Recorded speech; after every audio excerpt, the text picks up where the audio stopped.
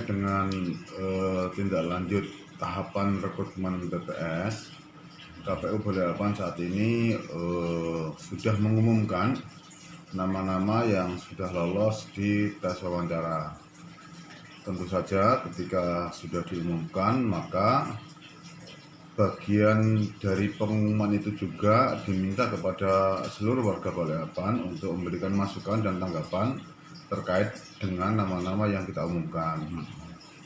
Nah, setelah nanti tidak ada tanggapan atau ada tanggapan, kalau ada tanggapan kita tidak lanjuti, kalau tidak ada langsung nanti tanggal 22 insya Allah itu kita schedulekan untuk dilantik.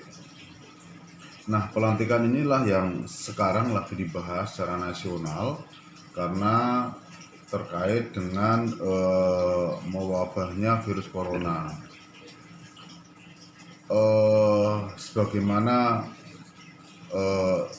tata cara atau bagaimana langkah-langkah KPU dalam rangka menghindari menularnya wabah corona itu juga banyak instansi bahkan pemerintah melalui presiden dan provinsi melalui gubernur juga sudah memberikan beberapa instruksi untuk tidak melakukan kegiatan-kegiatan yang mengumpulkan orang banyak.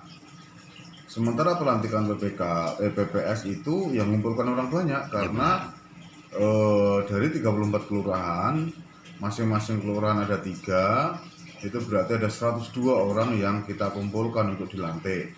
Belum lagi tamu undangan, pejabat, dan komisioner PPK dan seluruh undangan lainnya sekitar 150-an. Maka ini yang nanti akan kita bahas sesungguhnya di pleno, tapi opsi-opsi yang telah disampaikan oleh KPU RT menjadi pedoman dan petunjuk bagi seluruh KPU kabupaten kota se-Indonesia, termasuk yang di Balikpapan. Tapi tetap dilaksanakan untuk pelantikan pada saat itu tahapan. Pelantikan PPS itu bagian dari tahapan yang harus dilaksanakan oleh KPU. Tinggal teknisnya saja yang sekarang kita bahas, apakah disentralkan atau jadikan satu seperti biasanya di satu tempat begitu, yang melantik ketua KPU, ataukah dibuat parsial, dibuat dipecah-pecah begitu per kecamatan. Di beberapa KPU kabupaten kota yang kelurahannya banyak seperti di Kutim itu ada 118. Di tempat-tempat lain yang PPS-nya banyak tentu saja ini menjadi masalah besar terkait dengan mengumpulkan massa ini. Nah, kalau di Balikpapan itu kita punya 34 kelurahan ya, otomatis ada 102. Ada 2 opsi. Opsi pertama itu nanti kita akan lantik seperti biasanya di hotel atau di gedung gitu.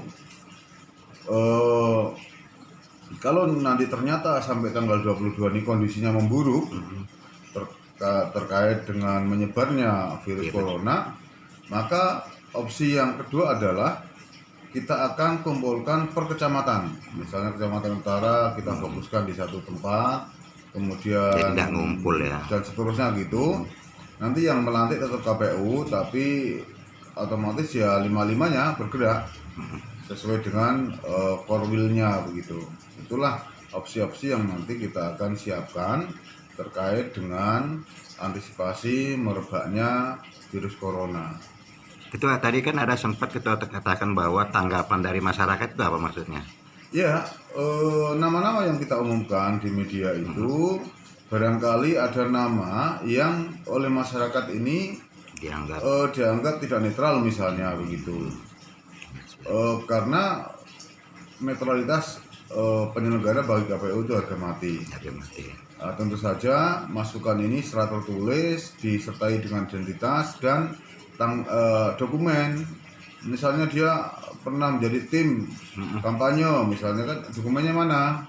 Ya kita akan lihat, jangan sampai juga tanggapan masyarakat ini menjadi ajang fitnah karena tidak suka si A masuk menjadi penyelenggara kemudian difitnah, itu juga nggak bagus.